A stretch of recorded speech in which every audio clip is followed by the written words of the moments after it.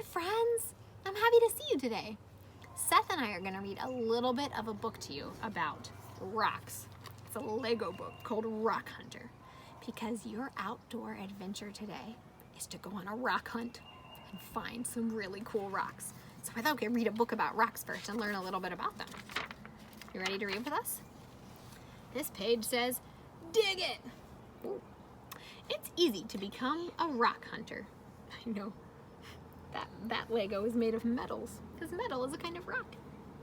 Just look under your feet. Rocks are everywhere, from steep cliffs to tiny pebbles in your own backyard. In fact, our whole planet, all of planet Earth, is made out of rocks. Rocks are awesome.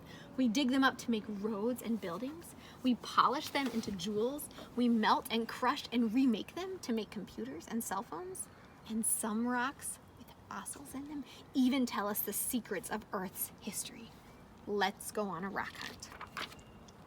There are hundreds of different kinds of rocks, but rock hunters have figured out that rocks are formed in three main ways. So every rock is in one of the three main groups. These are some hard words to say. Igneous rocks, sedimentary rocks, and metamorphic rocks. It takes practice to figure out which rock a group belongs to, but here are some clues. Let's find out more. Igneous rocks are formed when hot melted rock bubbles up from inside the earth. Sedimentary rocks are made mostly from sand and old seashells. And metamorphic rocks form when earthquakes on volcanoes crush and cook rocks so that they so fiercely that they turn them into new rocks. This is a page about igneous rocks. Can you say that word with me? Igneous rocks. Thanks. They come from volcanoes. Fiery magma, which is molten rock, is surging up from inside the earth. It might stop underground to form a giant mass of tough igneous rock, but it could spew out of the volcanoes as lava. Kaboom! Watch out, because lava is super hot. But soon it cools to form volcanic igneous rock.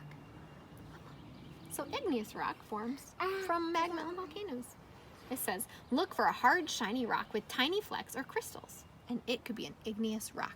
Thank you. That was a helpful tip to read. This is about metamorphic rocks. Can you say that word with me? Metamorphic rocks. Thanks, Seth. It's tough even for rocks underground. They can get squashed by rumbling earthquakes or cooked to a frazzle by fiery magma. But all of this can turn them into brand new, shiny, glittering, or striped metamorphic rocks. You might see them millions of years later when the other rocks get worn away. Marble is a shiny white metamorphic rock. Ancient people used marble to make buildings and statues that are still standing today. Must be really strong. It says if a rock glitters and is smooth, it's probably a metamorphic rock. You can look out for stripes too. That's another clue. And the last kind of rock is sedimentary rock. Can you say that one with me? Sedimentary rock. Look at cliffs by the sea or in a canyon. If you see layers in the rocks, you will know it's sedimentary rock. Long ago, like a really long time ago, tough weather broke up rock. Rushing rivers carried the pieces called sediment to the sea. And there, over millions of years, the sediment, the sand and the little pieces of rock got squashed together.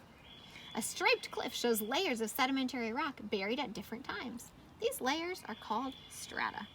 It says if a rock's grains break away when you rub them against another rock, it's probably a sedimentary rock. Well, that's a little bit about the three main types of rocks. And sometimes when we find rocks outside, we can figure out what it is. And sometimes when we find a rock, it's hard to know what it is, and that's okay too. What I want to challenge you to do today is to go outside on a rock hunt. And you can look around, you can look anywhere, in your backyard, on the sidewalk, in a park, on a trail.